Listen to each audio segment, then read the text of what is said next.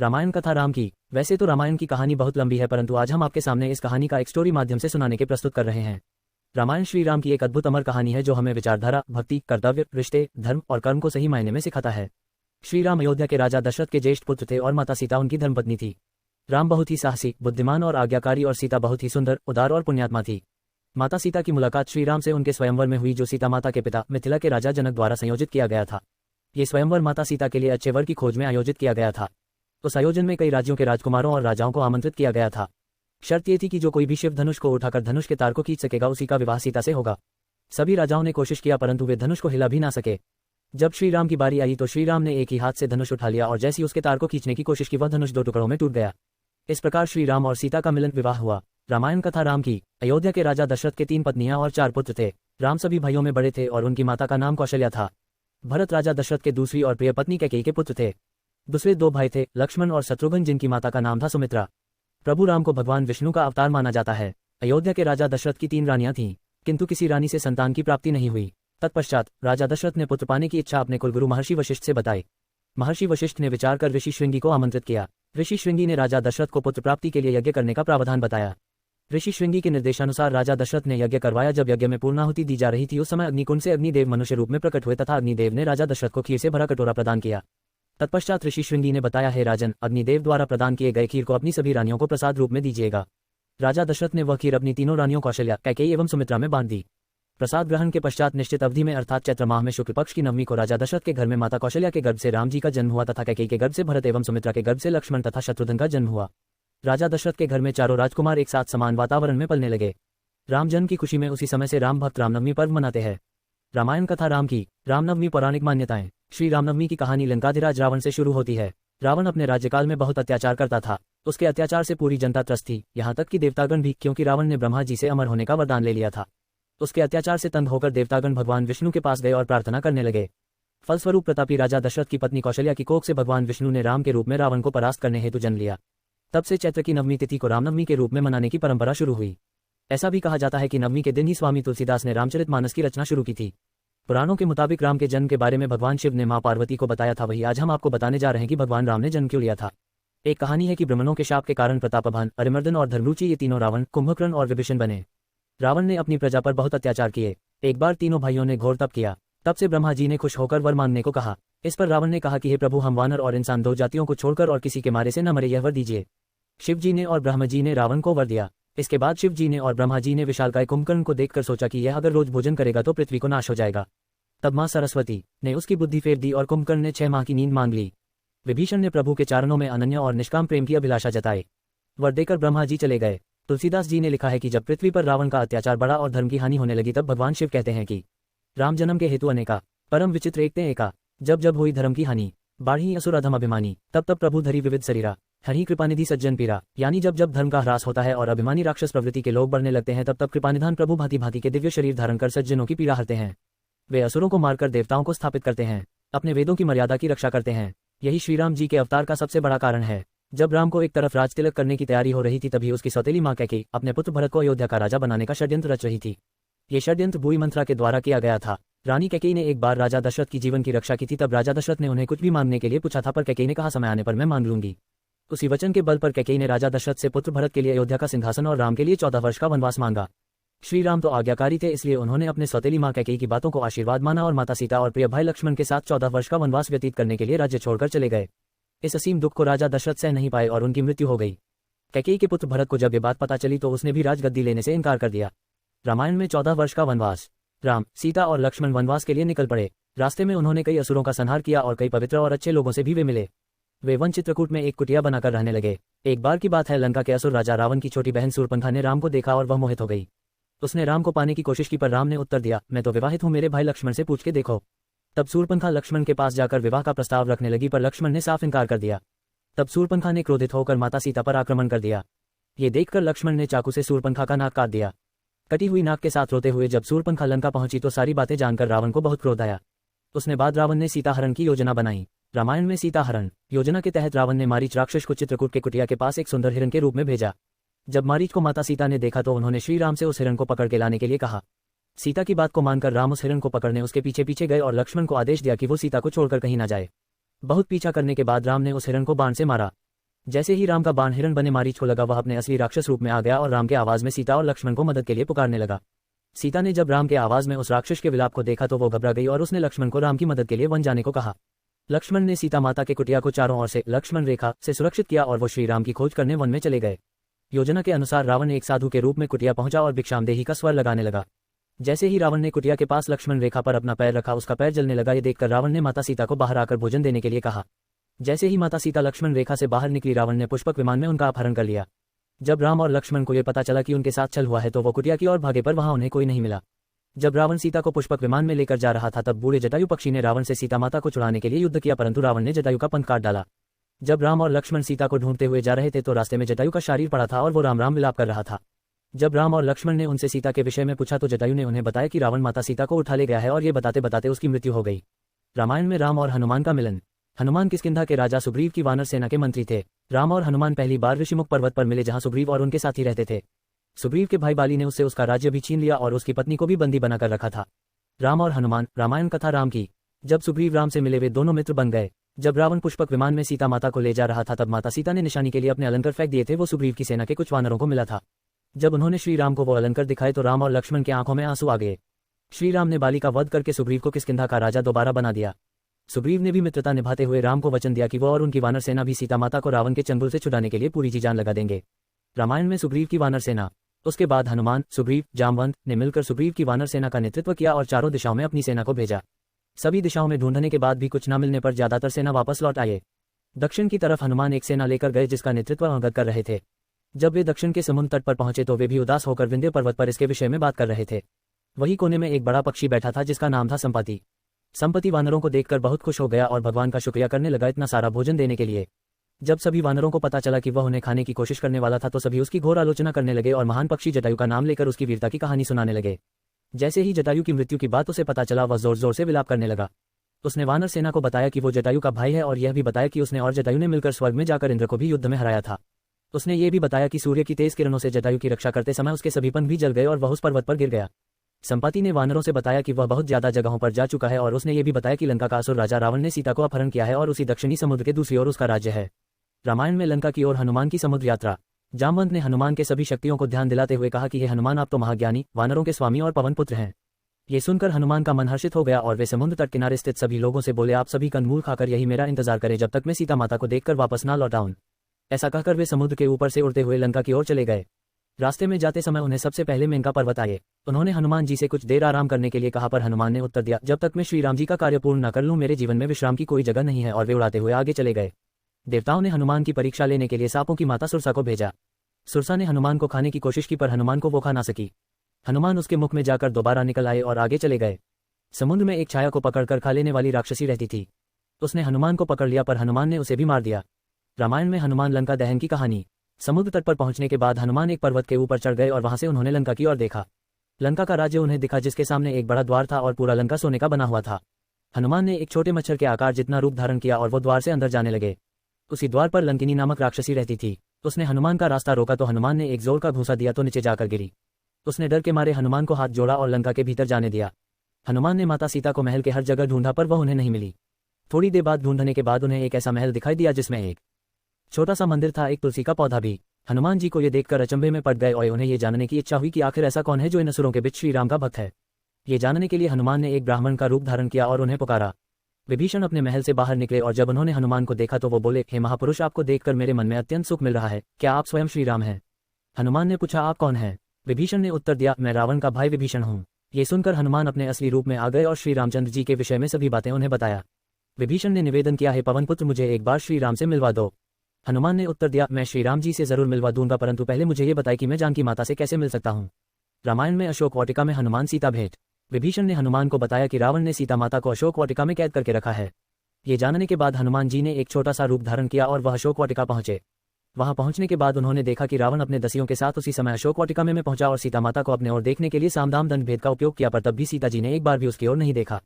रावण ने सभी राक्षसियों को सीता को डराने के लिए कहा, पर त्रिजटा नामक एक राक्षसी ने माता सीता की बहुत मदद और देखभाल की और अन्य राक्षसियों को भी डराया, जिससे अन्य सभी राक्षसी भी सीता की देखभाल करने लगे। कुछ देर बाद हनुमान ने सीता जी के सामने श्री राम की अंगूठी डाल दी। श्री राम नाम से अंकित अंगूठी देखकर सीता माता के आंखों से खुशी के अंशु निकल पड़े, परंतु सीता माता को संदेह हुआ कि कहीं ये रावण की कोई चाल तो नहीं। तब सीता माता ने पुकारा कि कौन है जो यह अंगूठी लेकर आया है। उसके बाद हनुमान जी प्रकट हुए, पर हनुमान जी को देखकर भी सीता माता को विश्वास नहीं हुआ। सके बाद हनुमान जी ने मधुर वचनों के साथ रामचंद्र के गुणों का वर्णन किया और बताया कि वो श्री राम जी के दूत हैं। श्री रामनवमी, विजयदशमी, सुंदरकांड, रामचरितमानस कथा, हनुमान जन्मोत्सव और अखंड रामायण के पाठ में प्रमुखता से गाए जाने वाला भजन। राम कहानी सुनो रे राम कहानी, कहत सुनत आवे आंखों में पानी। श्री राम जय जय राम। दशरथ के राज दुलारे, कौशल्या की आंख के तारे, वे सूर्य वंश के सूरज, वे रघुकुल के उजियारे, राजीव नयन बोले मधुभरी वाणी। राम कहानी सुनो रे राम कहानी। शिवधनुष भंग प्रभु करके, ले आए सीता वर के, घर त्याग भय वनवासी, पित की आज्ञा सर धर के, लखन सिया ले संग छोड़ी रजधानी। राम कहानी सुनो रे राम कहानी। खल भेष भिक्षु धर के, भिक्षा का आग्रह करके, उस जनक सुता सीता को छलबल से ले गया हर के, बड़ा देख पावे राजा राम जी की रानी। राम कहानी सुनो रे राम कहानी। श्री राम ने मोहे पठायो, मैं रामदूत बनायो, सीता माँ की सेवा में रघुवर को संदेशा लायो, और संग लायो प्रभु मुद्रिका निशानी। राम कहानी सुनो रे राम कहानी, कहत सुनत आवे आंखों में पानी। श्री राम जय जय राम। सीता ने व्याकुलता से श्री राम जी का हाल चाल पूछा। हनुमान जी ने उत्तर दिया, हे माते श्री राम जी ठीक हैं और वे आपको बहुत याद करते हैं। वे बहुत जल्द ही आपको लेने आएंगे और मैं शीघ्र ही आपका संदेश श्री राम जी के पास पहुंचा दूंगा। तभी हनुमान ने सीता माता से श्री राम जी को दिखने के लिए चिन्ह मांगा, तो माता सीता ने हनुमान को अपने कंगन उतार कर दे दिए। रामायण में हनुमान लंका दहन धन। हनुमान जी को बहुत भूख लग रहा था, तो हनुमान अशोक वाटिका में लगे पेड़ों के फलों को खाने लगे। फलों को खाने के साथ साथ हनुमान उन पेड़ों को तोड़ने लगे। तभी रावण के सैनिकों ने हनुमान पर प्रहार किया, पर हनुमान ने सबको मार डाला। हनुमान जी द्वारा लंका दहन। जब रावण को इस बात का पता चला कि कोई बंदर अशोक वाटिका में उत्पात मचा रहा है, तो उसने अपने पुत्र अक्षय कुमार को भेजा हनुमान का वध करने के लिए, पर हनुमान जी ने उसे क्षण भर में ऊपर पहुंचा दिया। कुछ देर बाद जब रावण को अपने पुत्र की मृत्यु का पता चला, वह बहुत ज्यादा क्रोधित हुआ। उसके बाद रावण ने अपने ज्येष्ठ पुत्र मेघनाद को भेजा। हनुमान के साथ मेघनाद का बहुत ज्यादा युद्ध हुआ, पर कुछ न कर पाने के बाद मेघनाद ने ब्रह्मास्त्र चला दिया। ब्रह्मास्त्र का सम्मान करते हुए हनुमान स्वयं बंधक बन गए। हनुमान को रावण की सभा में लाया गया। रावण हनुमान को देखकर हंसा और फिर क्रोधित होकर उसने प्रश्न किया, रे वानर, तूने किस कारण अशोक वाटिका को तहस नहस कर दिया? तूने किस कारण से मेरे सैनिकों और पुत्र का वध कर दिया? क्या तुझे अपने प्राण जाने का डर नहीं है? ये सुनकर हनुमान ने कहा, हे रावण, जिसने महान शिव धनुष को पल भर में तोड़ डाला, जिसने खर, दूषण, त्रिशिरा और बाली को मार गिराया, जिसकी प्रिय पत्नी का तुमने अपहरण किया, मैं उन्हीं का दूत हूँ। मुझे भूख लग रहा था, इसलिए मैंने फल खाए और तुम्हारे राक्षसों ने मुझे खाने नहीं दिया, इसलिए मैंने उन्हें मार डाला। अभी भी समय है, सीता माता को श्री राम को सौंप दो और क्षमा मांग लो। रावण हनुमान की बता सुनकर हंसने लगा और बोला, रे दुष्ट, तेरी मृत्यु तेरे सिर पर है। ऐसा कहकर रावण ने अपने मंत्रियों को हनुमान को मार डालने का आदेश दिया। ये सुनकर सभी मंत्री हनुमान को मारने दौड़े। तभी विभीषण वहां आ पहुंचे और बोले, रुको, दूत को मारना सही नहीं होगा, यह नीति के विरुद्ध है, कोई और भयानक दंड देना चाहिए। सभी ने कहा, बंदर का पूंछ उसको सबसे प्यारा होता है, क्यों ना तेल में कपड़ा डुबाकर इसकी पूंछ में बंद कर आग लगा दिया जाए। हनुमान की पूंछ पर तेल वाला कपड़ा बंद कर आग लगा दिया गया। जैसे ही पूंछ में आग लगी, हनुमान जी बंधन मुक्त होकर एक छत से दूसरे में कूदते गए और पूरी सोने की लंका में आग लगा के समुद्र की ओर चले गए और वहां अपनी पूंछ पर लगी आग को बुझा दिया। वहां से सीधे हनुमान जी श्री राम के पास लौटे और वहां उन्होंने श्री राम को सीता माता के विषय में बताया और उनके कंगन भी दिखाए। सीता माता के निशानी को देखकर श्री राम भावुक हो गए। रामायण में सागर पर राम सेतु निर्माण। अब श्री राम और वानर सेना की चिंता का विषय था, कैसे पूरी सेना समुद्र के दूसरे ओर जा सकेंगे।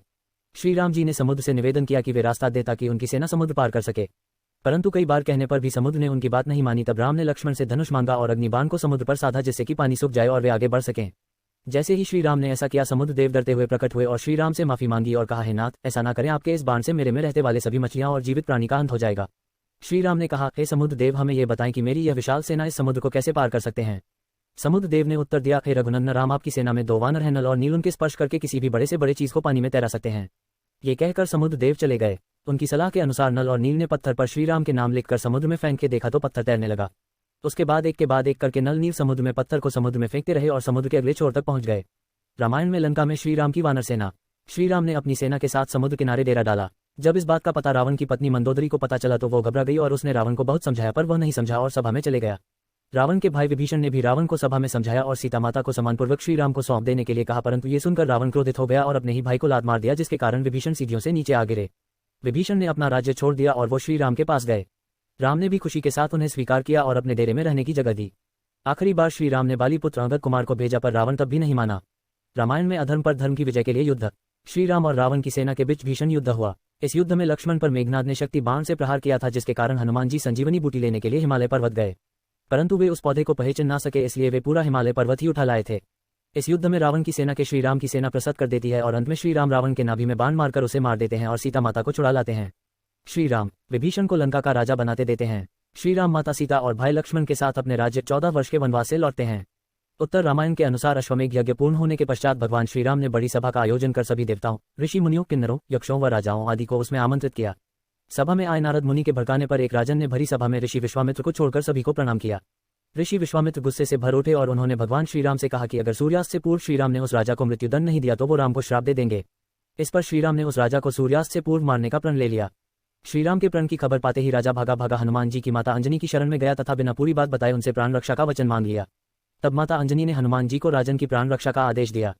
हनुमान जी ने श्रीराम की शपथ लेकर कहा कि कोई भी राजन का बाल भी बांका नहीं कर पाएगा, परंतु जब राजन ने बताया कि भगवान श्रीराम ने ही उसका वध करने का प्रण किया है तो हनुमान जी धर्म संकट में पड़ गए कि राजन के प्राण कैसे बचाएं और माता का दिया वचन कैसे पूरा करें तथा भगवान श्रीराम को श्राप से कैसे बचाएं। धर्म संकट में फंसे हनुमान जी को एक योजना सूझी। हनुमान जी ने राजन से सरयू नदी के तट पर जाकर राम नाम जपने के लिए कहा। हनुमान जी खुद सूक्ष्म रूप में राजन के पीछे छिप गए। जब राजन को खोजते हुए श्रीराम सरयू तट पर पहुंचे तो उन्होंने देखा कि राजन राम राम जप रहा है। प्रभु श्रीराम ने सोचा, ये तो भक्त है, मैं भक्त के प्राण कैसे ले लूं। श्रीराम ने राजभवन लौटकर ऋषि विश्वामित्र से अपनी दुविधा कही। विश्वामित्र अपनी बात पर अडिग रहे और जिस पर श्रीराम को फिर से राजन के प्राण लेने हेतु सरयू तट पर लौटना पड़ा। अब श्रीराम के समक्ष भी धर्म संकट खड़ा हो गया कि कैसे वो राम नाम जप रहे अपने ही भक्त का वध करें। राम सोच रहे थे कि हनुमान जी को उनके साथ होना चाहिए था, परंतु हनुमान जी तो अपने ही आराध्य के विरुद्ध सूक्ष्म रूप से एक धर्मयुद्ध का संचालन कर रहे थे। हनुमान जी को यह ज्ञात था कि राम नाम जपते राजन को कोई भी नहीं मार सकता, खुद मर्यादा पुरुषोत्तम राम भी नहीं। श्रीराम ने सरयू तट से लौटकर राजन को मारने हेतु जब शक्ति बाण निकाला तब हनुमान जी के कहने पर राजन राम राम जपने लगा। राम जानते थे राम नाम जपने वाले पर शक्ति बाण असर नहीं करता। वो असहाय होकर राजभवन लौट गए। विश्वामित्र उन्हें लौटा देखकर श्राप देने को उतारू हो गए और राम को फिर सरयू तट पर जाना पड़ा। इस बार राजा हनुमान जी के इशारे पर जय जय सियाराम जय जय हनुमान गा रहा था। प्रभु श्रीराम ने सोचा कि मेरे नाम के साथ साथ ये राजन शक्ति और भक्ति की जय बोल रहा है, ऐसे में कोई अस्त्र शस्त्र से मार नहीं सकता। इस संकट को देखकर श्रीराम मूर्छित हो गए। तब ऋषि वशिष्ठ ने ऋषि विश्वामित्र को सलाह दी कि राम को इस तरह संकट में न डालें। उन्होंने कहा कि श्रीराम चाहकर भी राम नाम जपने वाले को नहीं मार सकते, क्योंकि जो बलराम के नाम में है और खुद राम में नहीं है। संकट बढ़ता देखकर ऋषि विश्वामित्र ने राम को संभाला और अपने वचन से मुक्त कर दिया। मामला संभलते देखकर राजा के पीछे छिपे हनुमान वापस अपने रूप में आ गए और श्रीराम के चरणों में आ गिरे। तब प्रभु श्रीराम ने कहा कि हनुमान जी ने इस प्रसंग से सिद्ध कर दिया है कि भक्ति की शक्ति सदैव आराध्य की ताकत बनती है तथा सच्चा भक्त सदैव भगवान से भी बड़ा रहता है। इस प्रकार हनुमान जी ने राम नाम के सहारे श्रीराम को भी हरा दिया। धन्य है राम नाम और धन्य धन्य है प्रभु श्रीराम के भक्त हनुमान। जिस सागर को बिना सेतु के लंघ सके न राम, कूद गए हनुमान जी उसी को लेकर राम का नाम। तो अंत में निकला ये परिणाम कि राम से बड़ा राम का नाम। वनवास यात्रा के साक्ष्य बने स्थानों की वहीं यदि उनके वनवास के दिनों की घटनाओं की करें तो वहां से भी हम बहुत कुछ जान सीख सकते हैं। आइए जाने भारत में स्थित उन स्थानों एवं घटनाओं के बारे में जहां श्रीराम के पावन चरण पड़े थे। रामायण में केवट प्रसंग। वाल्मीकि रामायण के अनुसार अयोध्या का राजमहल त्यागने के बाद भगवान राम, माता सीता, अनुज लक्ष्मण संग सर्वप्रथम अयोध्या से कुछ दूर मनसा नदी के समीप पहुंचे। वहां से गोमती नदी पार कर वे इलाहाबाद के समीप वैष्णविपुर गए, जो राजा गोह का क्षेत्र था, जहां उनकी भेंट केवट से हुई, जिसको उन्होंने गंगा पार करवाने को कहा था। वर्तमान में वैष्णविपुर सिगरौरी के नाम से जाना जाता है, जो कि इलाहाबाद के समीप स्थित है। वहीं गंगा पार कर भगवान ने कुरई नामक स्थान में कुछ दिन विश्राम किया था। यहाँ एक छोटा मंदिर है जो उनके विश्राम स्थल के रूप में जाना जाता है। रामायण में चित्रकूट का घाट कुरई से आगे भगवान राम प्रयाग आज के इलाहाबाद की ओर गए। इलाहाबाद स्थित बहुत से स्मारक उनके वहां व्यतीत किए दिनों के साक्ष्य है। इसमें वाल्मीकि आश्रम, मांडव्य आश्रम, भरतकूप आदि प्रमुख है। विद्वानों के अनुसार यही वह स्थान है जहां उनके अनुज भरत उन्हें मनाने के लिए आए थे और श्रीराम के मना करने के बाद उनकी चरण पादुकाओं को राज सिंहासन पर रखकर अयोध्या नगरी का भार संभाला था, क्योंकि तब दशरथ भी स्वर्ग से धार चुके थे। रामायण में अत्रि ऋषि का आश्रम। वहां से प्रस्थान कर भगवान सतना मध्य प्रदेश पहुंचे। यहाँ उन्होंने अत्रि ऋषि के आश्रम में कुछ समय व्यतीत किया। अत्रि ऋषि अपनी पत्नी माता अनुसूया के साथ निवास करते थे। अत्रि ऋषि, माता अनुसूया एवं उनके भक्त सभी वन के राक्षसों से काफी भयभीत रहते थे। श्रीराम ने उनके भय को दूर करने के लिए सभी राक्षसों का वध कर दिया। रामायण में दंडकारण्य। अत्रि ऋषि से आज्ञा लेकर भगवान ने आगे पड़ने वाले दंडकारण्य छत्तीसगढ़ के वनों में अपनी कुटिया बनाई। यहाँ के जंगल काफी घने हैं और आज भी यहाँ भगवान राम के निवास के चिन्ह मिल जाते हैं। मान्यता ये भी है कि इस वन का एक विशाल हिस्सा भगवान राम के नाना एवं कुछ पर रावण के मित्र राक्षस वानसुर के राज्य में पड़ता था। यहाँ प्रभु ने लंबा समय बिताया एवं नजदीक के कई क्षेत्रों का भी भ्रमण भी किया। पन्ना, रायपुर, बस्तर, जगदलपुर में बने कई स्मारक स्थल इसके प्रतीक है। वहीं शहडोल, अमरकंटक के समीप स्थित सीता कुंड भी बहुत प्रसिद्ध है। यहीं पास में सीता बेंगरा एवं लक्ष्मण बेंगरा नामक दो गुफाएं भी है। रामायण में पंचवटी में राम दंडकारण्य में कुछ वर्ष व्यतीत करने के बाद प्रभु गोदावरी नदी नासिक के समीप स्थित पंचवटी आ गए। कहते हैं यही लक्ष्मण ने रावण की बहन शूर्पणखा की नाक काटी थी। इसके बाद ये स्थान नासिक के नाम से प्रसिद्ध हो गया। संस्कृत में नाक को नासिक कहते हैं, जबकि पंचवटी का नाम गोदावरी के तट पर लगाए गए 5 वृक्ष पीपल, बरगद, आंवला, बेल तथा अशोक के नाम पर पड़ा। मान्यता है कि ये सभी वृक्ष राम, सीता, लक्ष्मण ने लगाए थे। राम लक्ष्मण ने यहीं खरदूषण साथ युद्ध किया था। साथ ही मारीच वध भी इसी क्षेत्र में हुआ था। रामायण में सीताहरण का स्थान। नासिक से लगभग 60 किलोमीटर दूर स्थित ताकड़े गांव के बारे में मान्यता है कि इसी स्थान के समीप भगवान की कुटिया थी, जहां से रावण ने माता सीता का हरण किया था।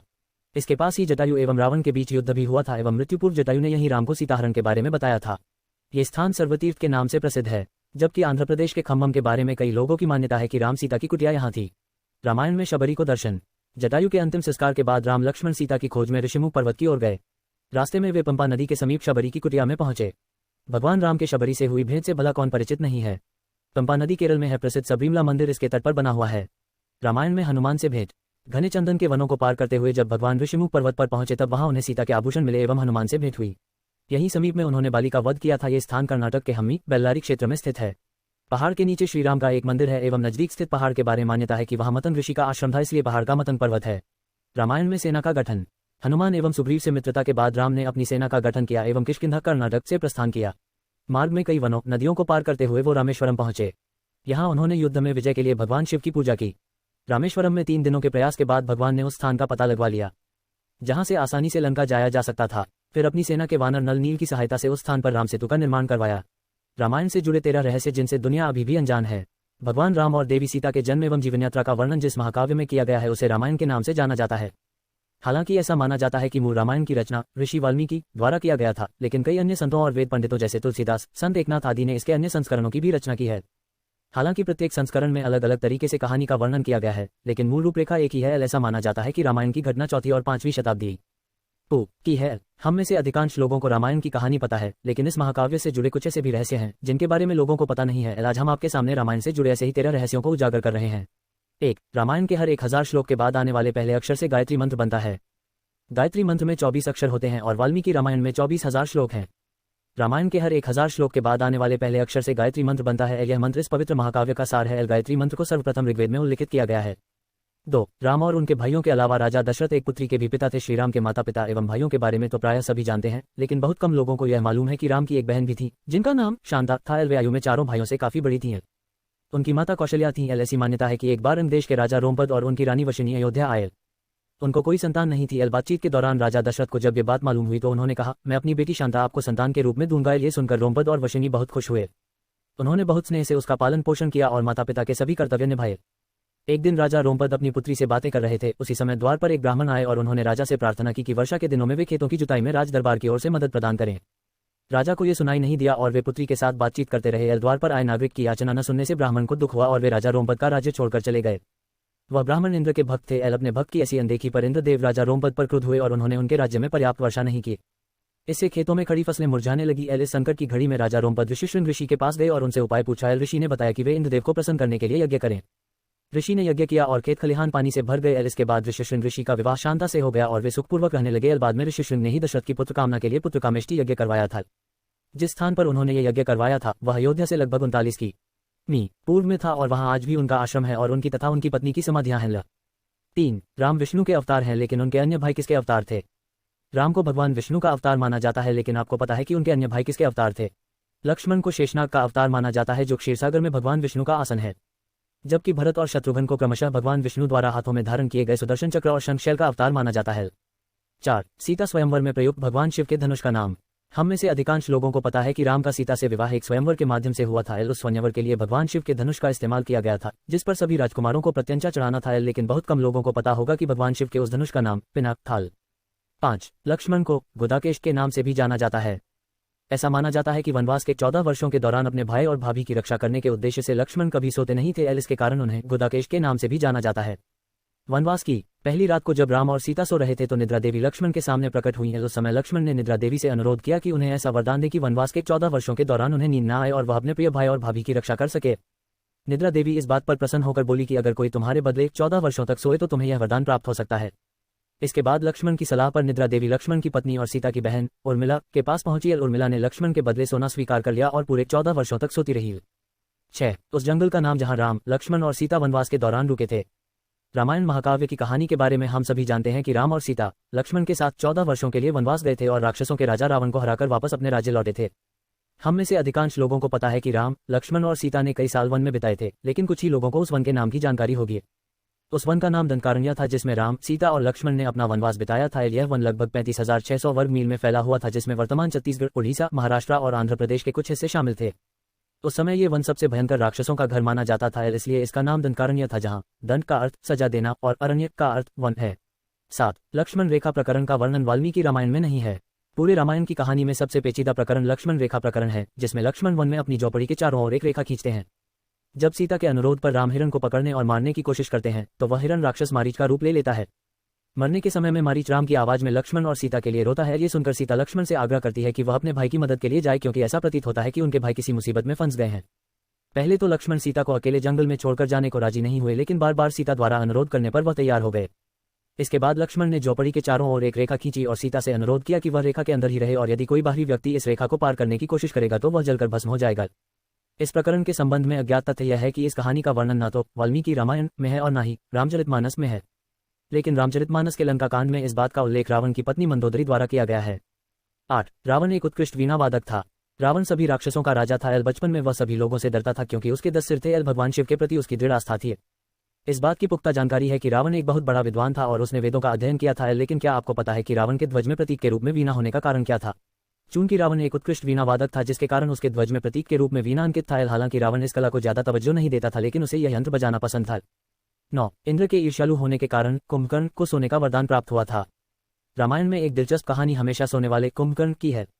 कुंभकर्ण रावण का छोटा भाई था, जिसका शरीर बहुत ही विकराल था। इसके अलावा वह पेटू बहुत अधिक खाने वाला भी था। रामायण में वर्णित है कि कुंभकर्ण लगातार 6 महीनों तक सोता रहता था और फिर सिर्फ एक दिन खाने के लिए उठता था और पुनः 6 महीनों तक सोता रहता था। लेकिन क्या आपको पता है कि कुंभकर्ण को सोने की आदत कैसे लगी थी? एक बार एक यज्ञ की समाप्ति पर प्रजापति ब्रह्मा कुंभकर्ण के सामने प्रकट हुए और उन्होंने कुंभकर्ण से वरदान मांगने को कहा। इंद्र को इस बात से डर लगा कि कहीं कुंभकर्ण वरदान में इंद्रासन न मांग ले, अतः उन्होंने देवी सरस्वती से अनुरोध किया कि वह कुंभकर्ण की जिह्वा पर बैठ जाएं, जिससे वह इंद्रासन के बदले निद्रासन मांग ले। इस प्रकार इंद्र की ईर्ष्या की वजह से कुंभकर्ण को सोने का वरदान प्राप्त हुआ था। 10. नासा के अनुसार रामायण की कहानी और आदम का पुल एक दूसरे से जुड़े हुए हैं। रामायण की कहानी के अंतिम चरण में वर्णित है कि राम और लक्ष्मण ने वानर सेना की मदद से लंका पर विजय प्राप्त करने के लिए एक पुल का निर्माण किया था। ऐसा माना जाता है कि यह कहानी लगभग 1750 साल पहले की है। हाल ही में नासा ने पाक जलसमूह में श्रीलंका और भारत को जोड़ने वाले एक मानव निर्मित प्राचीन पुल की खोज की है और शोधकर्ताओं और पुरातत्वविदों के अनुसार इस पुल के निर्माण की अवधि रामायण महाकाव्य में वर्णित पुल के निर्माण काल से मिलती है। नासा के उपग्रहों द्वारा खोजे गए इस पुल को आदम का पुल कहा जाता है और इसकी लंबाई लगभग 30 किलोमीटर है। राम सेतु रामायण कथा राम की। 11. रावण को पता था कि वह राम के हाथों मारा जाएगा। रामायण की पूरी कहानी पढ़ने के बाद हमें पता चलता है कि रावण एक क्रूर और सबसे विकराल राक्षस था, जिससे सभी लोग घृणा करते थे। जब रावण के भाइयों ने सीता के अपहरण की वजह से राम के हमले के बारे में सुना तो अपने भाई को आत्मसमर्पण करने की सलाह दी थी। ये सुनकर रावण ने आत्मसमर्पण करने से इनकार कर दिया और राम के हाथों मरकर मोक्ष पाने की इच्छा प्रकट की। उसके कहा कि अगर राम और लक्ष्मण 2 सामान्य इंसान हैं तो सीता मेरे पास ही रहेगी, क्योंकि मैं आसानी से उन दोनों को परास्त कर दूंगा, और यदि वे देवता हैं तो मैं उन दोनों के हाथों मरकर मोक्ष प्राप्त करूंगा। 12. आखिर क्यों राम ने लक्ष्मण को मृत्युदंड दिया? रामायण में वर्णित है कि श्री राम ने न चाहते हुए भी जान से प्यारे अपने छोटे भाई लक्ष्मण को मृत्युदंड दिया था। आखिर क्यों भगवान राम ने लक्ष्मण को मृत्युदंड दिया था? ये घटना उस वक्त की है जब श्री राम लंका विजय के बाद अयोध्या लौट आए थे और अयोध्या के राजा बन गए थे। एक दिन यम देवता कोई महत्वपूर्ण चर्चा करने के लिए श्री राम के पास आते हैं। चर्चा प्रारंभ करने से पूर्व उन्होंने भगवान राम से कहा कि आप मुझे वचन दें कि जब तक मेरे और आपके बीच वार्तालाप होगी हमारे बीच कोई नहीं आएगा, और जो आएगा उसे आप मृत्युदंड। इसके बाद राम लक्ष्मण को ये कहते हुए द्वारपाल नियुक्त कर देते हैं कि जब तक उनकी और यम की बात हो रही है वो किसी को भी अंदर न आने दे, अन्यथा वह उसे मृत्युदंड दे देंगे। लक्ष्मण भाई की आज्ञा मानकर द्वारपाल बनकर खड़े हो जाते हैं। लक्ष्मण को द्वारपाल बने कुछ ही समय बीतने के बाद वहां पर ऋषि दुर्वासा का आगमन होता है। जब दुर्वासा ने लक्ष्मण से अपने आगमन के बारे में राम को जानकारी देने के लिए कहा तो लक्ष्मण ने विनम्रता के साथ मना कर दिया। इस पर दुर्वासा क्रोधित हो गए तथा उन्होंने संपूर्ण अयोध्या को श्राप देने की बात कही। लक्ष्मण ने शीघ्र ही यह निश्चय कर लिया कि उनको स्वयं का बलिदान देना होगा ताकि वो नगरवासियों को ऋषि के श्राप से बचा सकें, और उन्होंने भीतर जाकर ऋषि दुर्वासा के आगमन की सूचना दी। अब श्री राम दुविधा में पड़ गए क्योंकि उन्हें अपने वचन के अनुसार लक्ष्मण को मृत्युदंड देना था। इस दुविधा की स्थिति में श्री राम ने अपने गुरु वशिष्ठ का स्मरण किया और कोई रास्ता दिखाने को कहा। गुरुदेव ने कहा कि अपनी किसी प्रिय वस्तु का त्याग उसकी मृत्यु के समान ही है, अतः तुम अपने वचन का पालन करने के लिए लक्ष्मण का त्याग कर दो। लेकिन जैसे ही लक्ष्मण ने यह सुना तो उन्होंने राम से कहा कि आप भूल कर भी मेरा त्याग नहीं करना, आपसे दूर रहने से तो यह अच्छा है कि मैं आपके वचन का पालन करते हुए मृत्यु को गले लगा लूं। ऐसा कहकर लक्ष्मण ने जल समाधि ले लिए। 13. राम ने सरयू नदी में डुबकी लगाकर पृथ्वीलोक का परित्याग किया था। ऐसा माना जाता है कि जब सीता ने पृथ्वी के अंदर समाहित होकर अपने शरीर का परित्याग कर दिया तो उसके बाद राम ने सरयू नदी में जल समाधि लेकर पृथ्वीलोक का परित्याग किया था। 14. सीता के परित्याग के बाद जब राजा रामचंद्र लक्ष्मण के साथ मिथिला जाते हैं तो उनके स्वागत के लिए सीता माता की बाल सखी चंद्रप्रभा अतिथि स्वागत के लिए द्वार पर खड़ी होती है और राजा रामचंद्र को देखकर मुंह फेर लेती है और अपना रोष प्रकट करती है। दूसरे दिन जब सीता जी की माता का आदेश लेकर जब राजा राम जी को सुनाने जाती है तब रामचंद्र उनसे मुंह फेरने का कारण पूछते हैं और जो भी उसके दिल में है उसको कहने को कहते हैं। चंद्रप्रभा दुखी मन से कहती है अयोध्या ने मिथिला के बेटी सीता के साथ जो किया इस कारण से वह मिथिला के सभी दीवारों पर लिख देगी कि मिथिला वालों अब कभी अयोध्या अपनी बेटी ना ब्याहना। ऐसे ही पौराणिक कथाओं की स्टोरी सुनने के लिए इस चैनल को लाइक शेयर और सब्सक्राइब करें।